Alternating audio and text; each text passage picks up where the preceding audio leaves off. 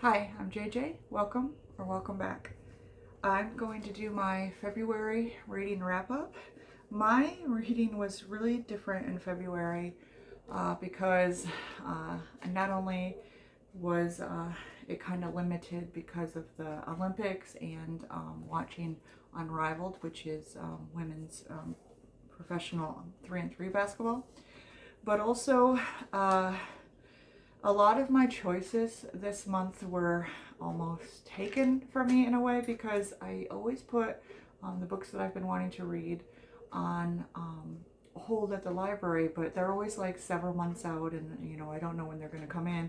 And a whole bunch of them came in all at once, so I had to read those first. And then one of them specifically inspired a rabbit hole that I went down and read others for. But anyway, my reading, as always, is all over the place, but this one was a little less personal choice and much more due to what I had access to at the time. So I do want to start with the one book that I didn't finish, the shortest one, Invisible Cities. I was really excited about this. It's by Italio Calvino. I have enjoyed all of his other stuff that I read, and this was supposed to be one of his more popular works.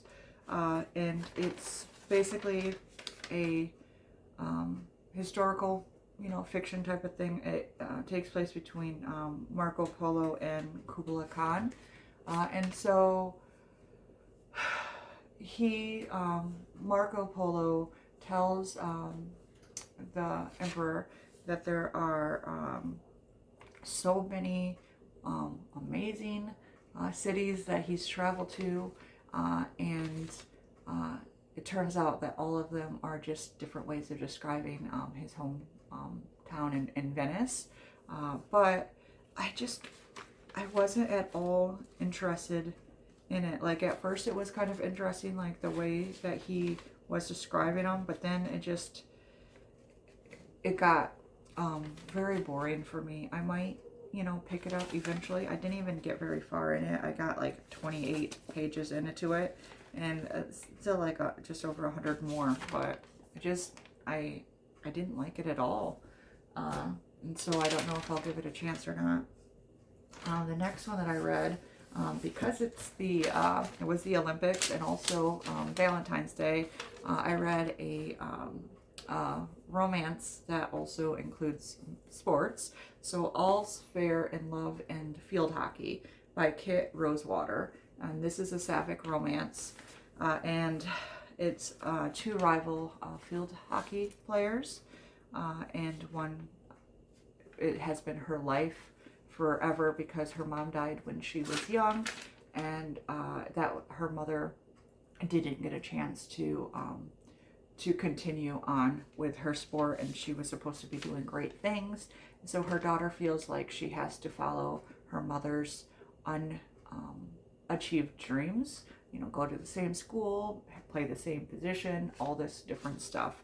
And so she has no room for anything else. And then there's this rival new student at their rival school who scores on her and just makes her look bad, makes her question how if she can get that scholarship that she wanted to college and everything like that. So they start out absolutely at odds, but then they start working together to make each other's games better, and then fall in love and all that. So it was really cute. I enjoyed it. The next one I already talked about briefly is for my fantasy wrap-up, Batu and the Search for the Golden Cup. This led to like a deep dive, so I did look, like I said in the other video, tried to look more about Queen Timur. And what I forgot to mention was that it also led me to Dimash Kadaiberger. I'm not even sure how I'm pronouncing this name. Kadaiberger, I think it is, but the R, I cannot roll my R's to save my life. But Dimash is one of the famous musicians from Kazakhstan. and I have been listening to his stuff ever since researching a little bit more about Kazakhstan because of this book. So I will link him down below, since I completely butchered his name and I feel bad about that, but I do want you to check him out. So I will link him down below. So it was also Black History Month. So I read some really good books. My goal had been to promote Black power and Black love. I was going to read a romance, and then that never happened because the rest of my books came in from the library, and that kind of altered it. So these were the ones that I did read. So this is a graphic novel, Wake, The Hidden History of Women-Led Slave Revolts by Rebecca Hall. This was really good. I enjoyed it's black and white art. You learn about the slave trade here. You learn about a lot of different ways that the women fought back, but were also let out of history, but also punished through history. And the idea that the ships that had the most females on it were the ones that tended to have the most revolts, because they kept the women and children untied at the top, on the instead of under the ship where all the other slaves were tied up, and unfortunately they wanted easy access to the women and children for obvious reasons that you can think of, but because of that, they were near the weapons, they were free, and they could fight back, and so they led to a lot of the revolts, which is really interesting. You also learn about how they insured the cargo, which were the slaves, and how some of those insurance companies in England still exist, and are, obviously tried to clean their image and distance themselves from that, but that was just a really interesting tidbit. So this is very closely written to the same way that the Heavyweight graphic novel was, where you trace the author's research as she learns different facts and goes to different places and tries to uncover the truth. So you get her learning these things, her responding to these things, and her relaying that information to us. So it was very good. And then I also listened to the audiobook for Roberto Clemente by David Moranis. So I've always enjoyed Roberto, and I know that he died in a plane crash trying to deliver aid to Nicaragua. And so they had an earthquake, and it essentially no aid was being sent. The aid that was being sent was stolen by government officials and stuff, and not given to the people. So he wanted to bring supplies directly to them and make sure that it got to where it was meant to go. And so you kind of learn about the facts leading up to that trip, and how just a couple of wrong decisions, choosing the wrong pilot who had a crappy plane that shouldn't have been flying, and all that stuff was completely unfortunate. But prior to that, you learn his life. So he is a Puerto Rican black player.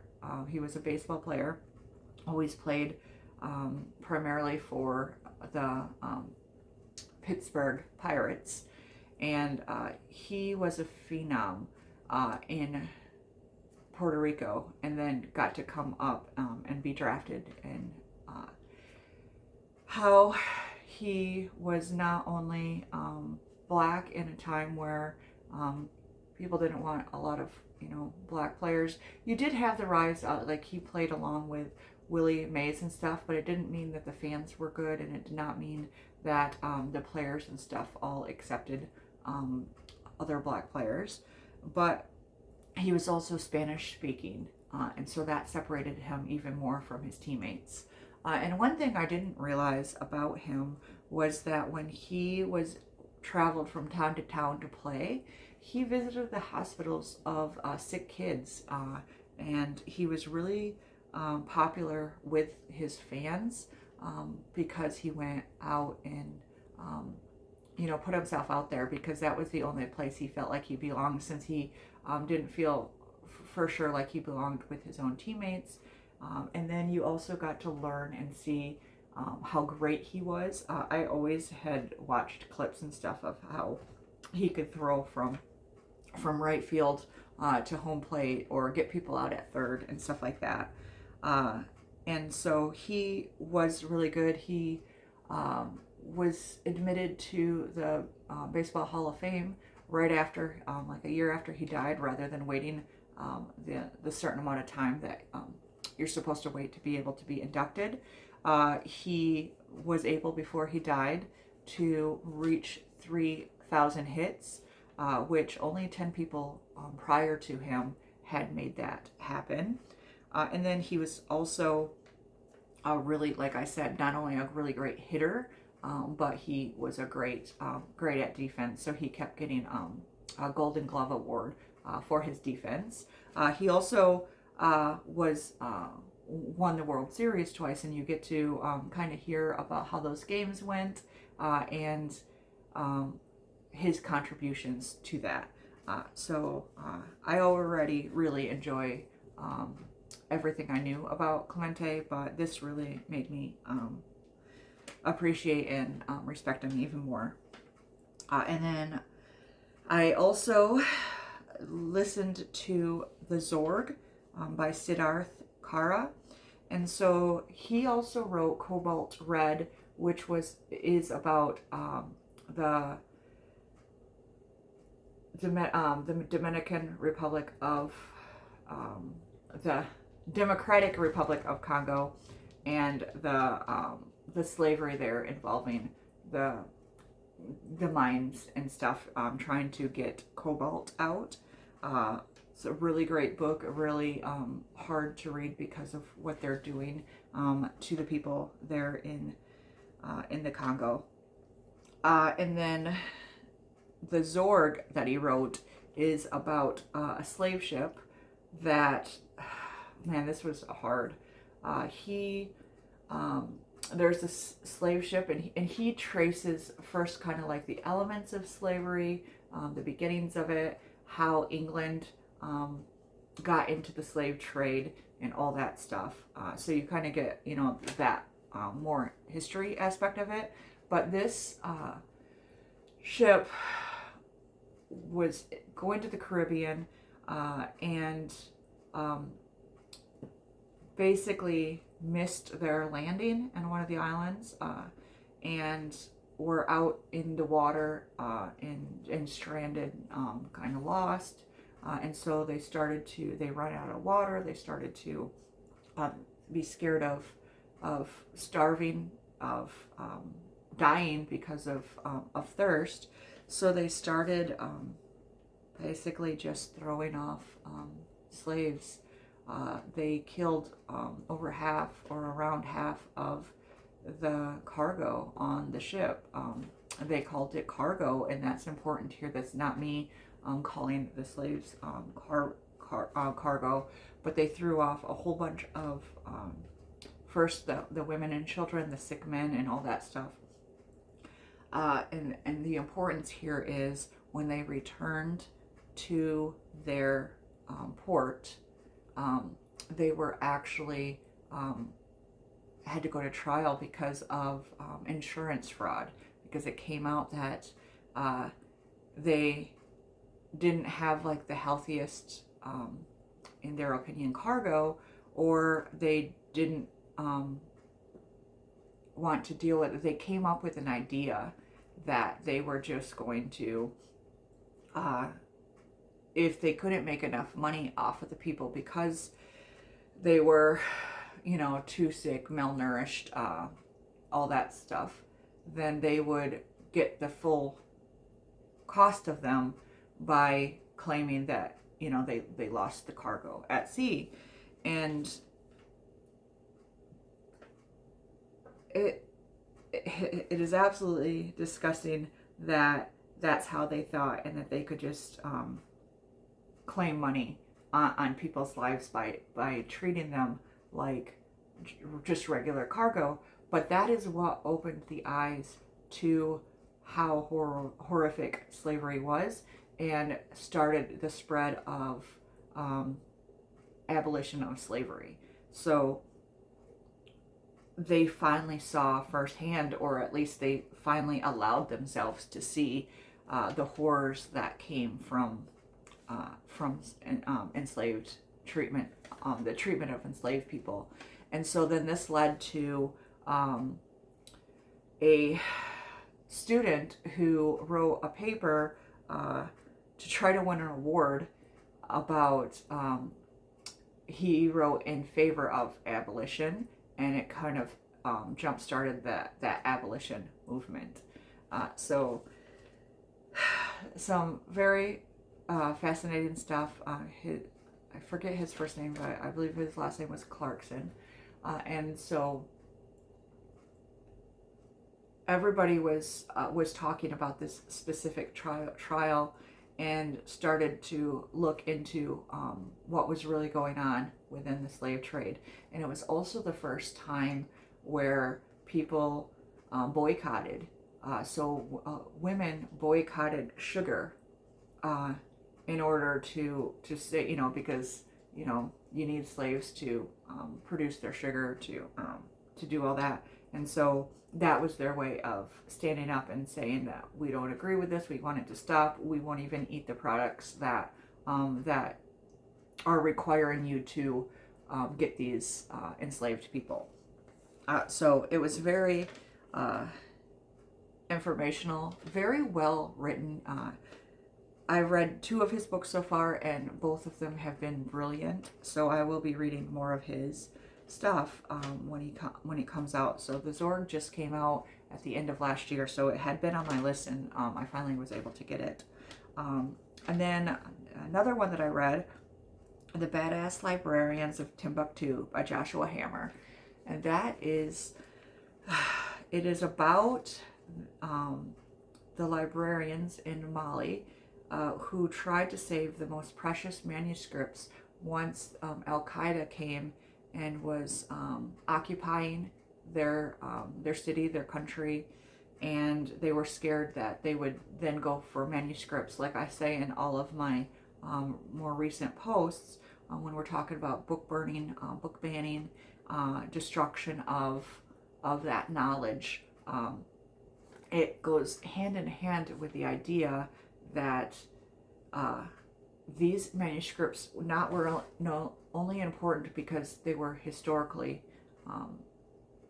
important because of how precious they were, how few there were of that kinds of manuscript, but it also is direct proof that Africa had a huge intelligent community with language and knowledge and science and art and understanding, that once you read the Zorg and the other stuff about slavery, was antithesis to what the enlightened people of the age kept trying to say, is that they were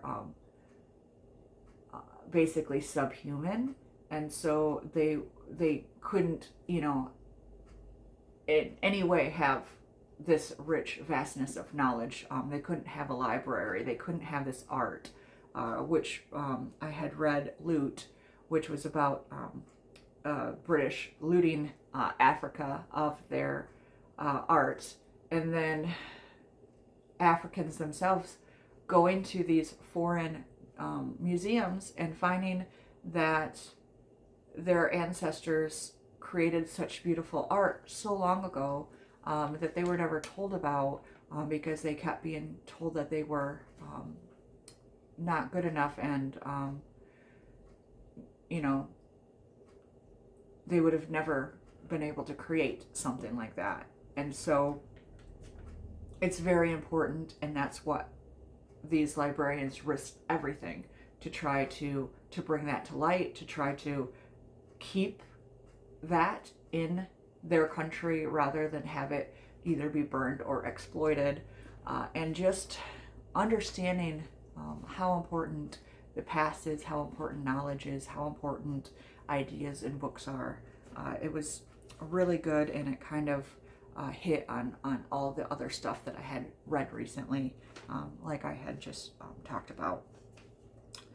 And then I went completely different direction because I got The Hunting Wives by May Cobb from the library, and that was I wanted to read it because I watched the TV show that it was based on, and there are quite a few differences, but the main aspect of it is similar, and it was enjoyable. It was completely off the wall, bizarre, but this group of really rich wives in Texas are doing a whole bunch of really awful things. They you know, have affairs, they sleep around, they also go hunting, and so a new girl comes in and tries to be part of the group. She's obsessed with one of their main characters, one of the main leaders of this band of women called Margot, and Margot is a really wacky character, but so is the one obsessed with her, very unhinged, and there's murder, and then the new woman is the one who's suspected of it, so she thinks that Margot's framing her for it, and then has to prove it, but then Margot ends up dead, and she's framed for that murder, and she has to try to prove herself in this wacky world of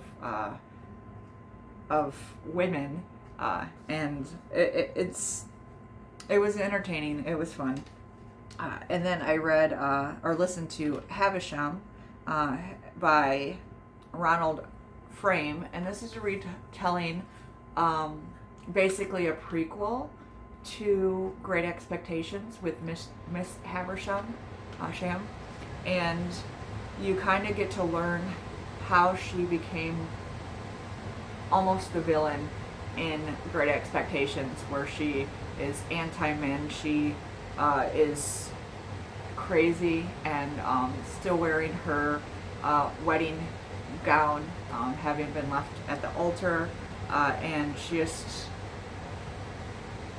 essentially destroys Pip's life, ruins Estella's view of herself, and just all around horrible person. But this creates her in a light that you feel bad for all this stuff that happens, that turns her into that person that she becomes, and it's really well written, but it feels like you're reading a classic. It feels like it fits right along in with that. So that was recommended to read that by Doug, and I knew I would like it, so I was not surprised, but I was happy that I read it, so thank you, Doug, for that. I also listened to or read ebook of You Dreamed of Empires by Alvaro Enrique, and that's a Mexican author. I had been excited about this book. I've been wanting to read it for over a year. Finally came due at my library. Finally had a copy, and I hated it. I did finish it. I did not like it at all. It is a retelling of Cortez and Montezuma, and I thought it was going to be like a horror retelling, and maybe that's just because I've been really enjoying Stephen Graham Jones's retake on history, and kind of subverting that and showing the indigenous lens to those horrors. I was expecting it to be like that because it said, what if it didn't happen the way that it happened? What if they got trapped down there when they were before they were able to attack and kill? So like I was expecting it to go one way, and it just was so boring the whole way, and it was really hard to read. Maybe if I had listened to it, it would have been different, but with no kind of proper grammar, so there was no quotations or anything when they spoke, so it was really hard to kind of get into that kind of reading as well. But then I kind of got used to it. Didn't like it for that reason, but got used to it, and still nothing happened. And I also didn't like how he was describing certain things. It felt very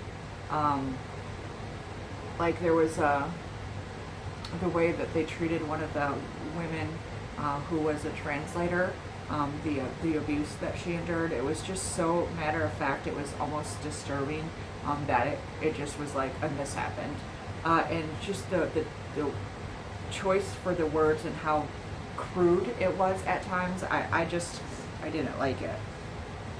And then I read, and this one was really, really hard, Nobody's Girl by Virginia Roberts Giuffre. And that is, she was one of the women who, as a child, she was a young teenager who was part of all of the Epstein stuff, one of his survivors. And she told her story. It was so disgusting, so brutal. And we already know what he is doing is so bad and so wrong, but hearing it first person and just how depraved it was and how they treated him, and Maxwell as a woman doing the same thing, is just absolutely unspeakable. How they also railroaded her and tried to make her sound crazy for trying to come forward. They tried calling her a liar, and then also mentioning, like she was targeted and they were trying to scare her into saying anything. And then also the idea that they targeted people who either were homeless, runaways, people who were abandoned and didn't have families to fight for them or defend them, or people who were formerly abused as children and already broken in their sense, that it was easy to control them and scare them and manipulate them. It felt very cult-like in the way that they brainwashed these girls as they took them in. And what's horrifying is not only do you get the Epstein-ness of it all and the Maxwell horrific stuff, her life prior to that was absolutely wretched. What her own father did to her, and then numerous times of abuse and assault prior to even meeting Epstein, to the point that it's almost like her spirit was already broken, and then he saw that and just tried to manipulate and use that. And then she did try to fight. And what is so upsetting is the fact that she spoke out about this publicly. A lot of times the government made a deal behind all the victims' backs to put him to not have him get criminally in trouble for them. They put him in jail for a year for prostitution. But that was because after he assaulted all these young girls, he threw money at them and paid them, because that way he could say that they were prostitutes and not real victims. And so he got in trouble for prostitution. But because he's rich and he is famous, He got out for 12 hours a day to work. So he created his own company to work and continued this abuse of young girls 12 hours a day, and then went back to prison for the 12 hours and then got out the next day. So the whole year that he was supposedly incarcerated, he was still continuously victimizing young girls. Then he got released and shut down that company because he didn't need it anymore, and then continued to do it openly elsewhere. And it's just so absolutely, absolutely disgusting. And then the government, since they made this deal, the only recourse these women had when they wanted to try to tell their stories was to then try to sue them for money. So then they got criticized for people for lying and trying to make a profit off of trying to destroy an innocent man, and that they were just these money-hungry, lying people or prostitutes or whatever. And that was the only way that they could actually try to get justice and have enough money to move on with their lives, because he took so much from them, especially in their childhood. So many of them were so traumatized. They didn't have a life to go back to. They didn't have connections, and also they were so mentally destroyed that a lot of them couldn't keep jobs. And so it ruined so much of their lives, and so they deserved that compensation. But people were accusing them of just trying to get a handout. And so she kept trying to come forward, kept trying to do something, and she finally went on national television, was going to do an interview with Good Morning America from ABC, which is owned by Disney, and exposed everything, including the Prince Andrew's association with Epstein and his abuse of her. And it was going to be this clip on Good Morning America, as well as an expose on in detail on a different source. And they decided not to air it because her involving the prince made them scared that they would no longer have access to, at this time it was Prince William and Kate, or Princess Kate. They didn't want to not have access to following them around and recording them and maybe having their wedding and all that stuff. They didn't want to ruin their chances of their coverage, so they pulled the whole interview and never aired it. So all around, everybody failed these girls at every opportunity. And then you find out that the one railroading them to begin with, who made that backhanded deal with Epstein to begin with and kept the women out of it, then got elected as or chosen as a appointed cabinet member by current President Trump. So there's so many powerful people that she still tried to take on and get the truth out there. And what's even worse about reading this whole book and how dirty it felt reading it. Like, I would read a little bit, well, listen to it a little bit, and then have to take a shower afterwards because I just felt gross about what they were doing to her and to so many others. And then to find out that you're reading it, well, she's already dead. She died by suicide after writing this book. And it's just makes it that much harder that she won't see justice done when she fought so hard for it. I'm sorry I'm getting emotional, but this is something that's really important to me. So it was really hard. And then it was also a really excellent book. If you can stomach it, I would highly recommend it. After that, I read Messalina by Honor Cargill Martin. And the interesting part about this is it starts out saying that so much is unknown about her history because she was a woman, and men wrote her history, so you have Herodotus and stuff like that. Um, Not Herodotus, what is his name?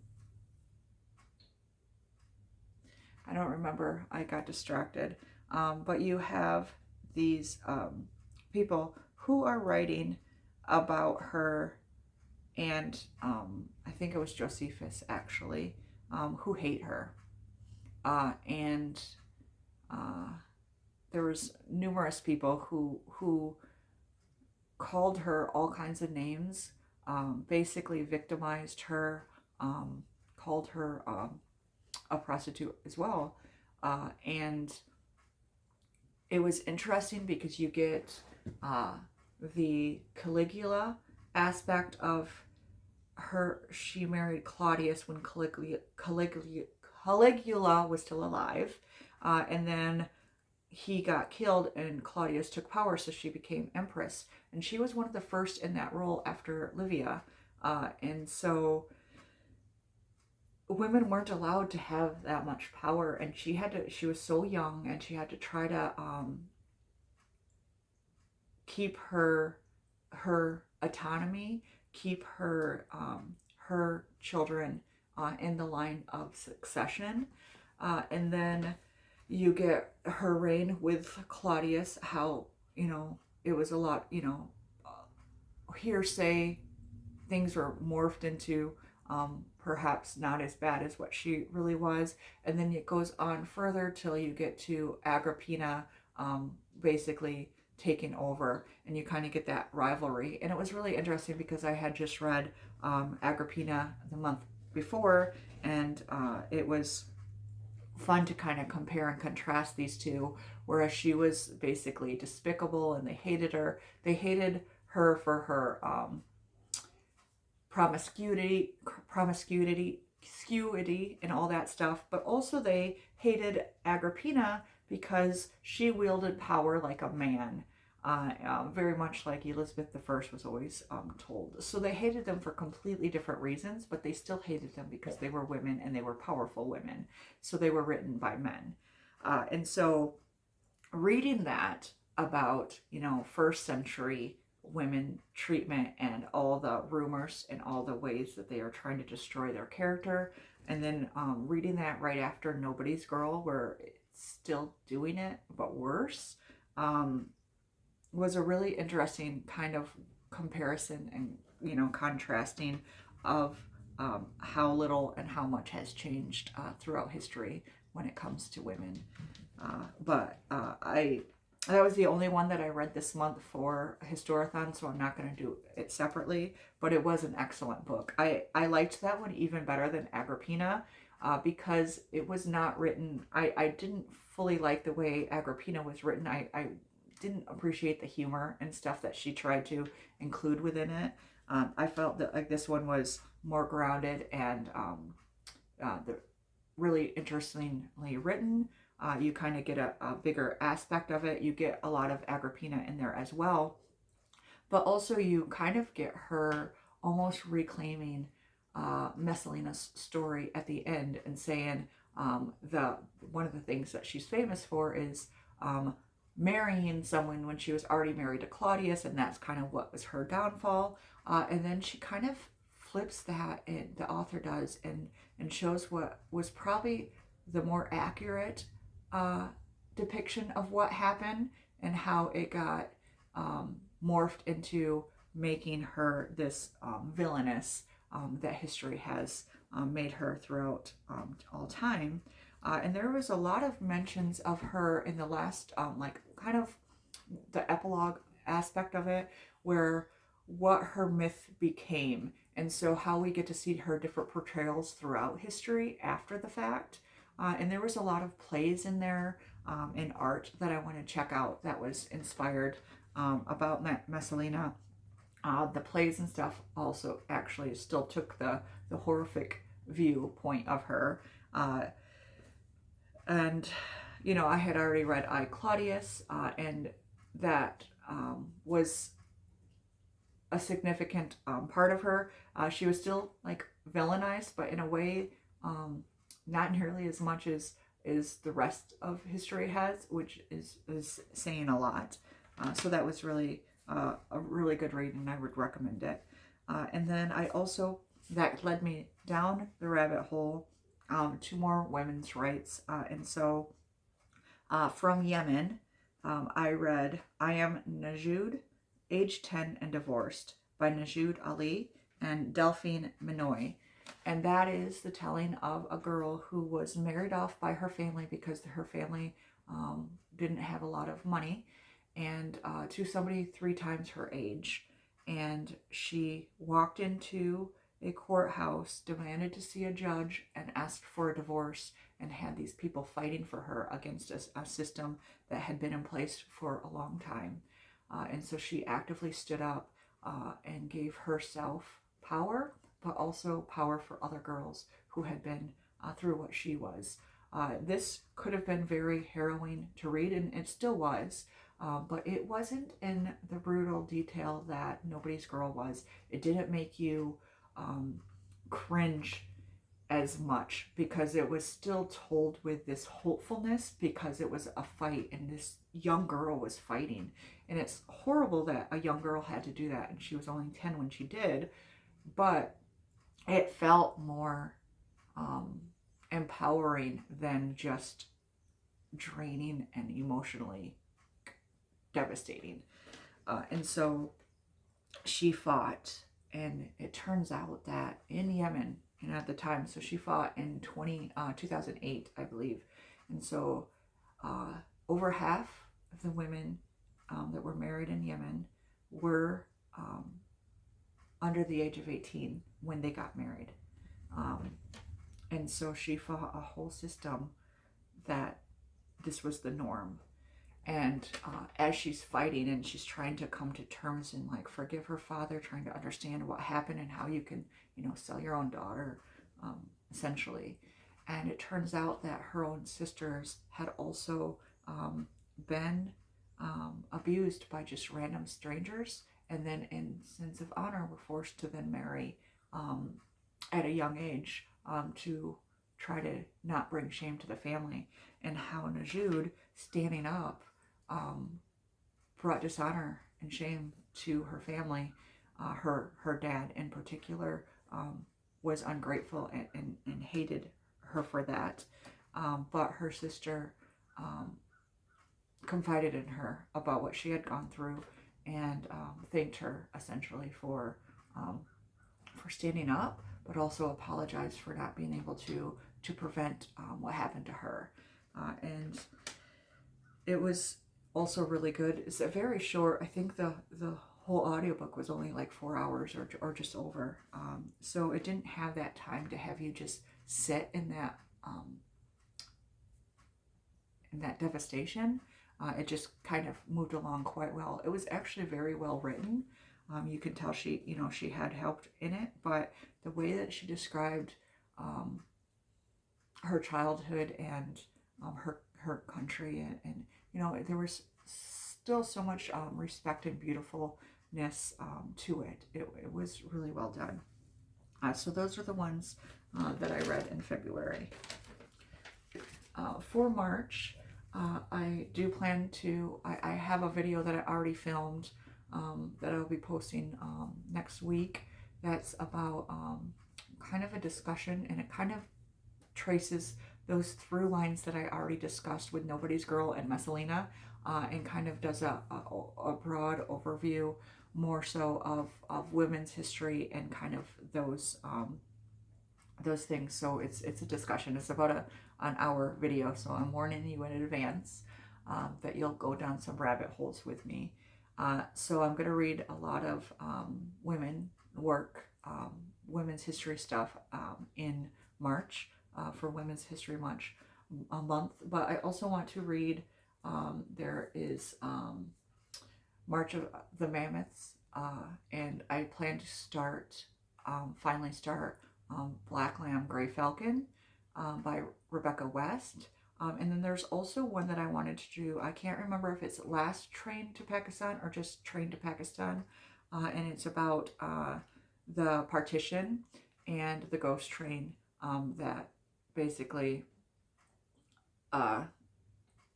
when the war and everything helped with this partition, and how these trains would come back with dead bodies on it from this kind of internal war that was happening, and as people tried to escape. So another harrowing read, but it is March on the Rails, which is a new event this month, and I wanted to participate in it because I really, really love trains. But that was the only one that I had already on my TBR that involves trains. So that's the one that I have to read. And then I also had a few that I want to finish for Historathon. I was going to read Scythians, which was inspired once again by Batu.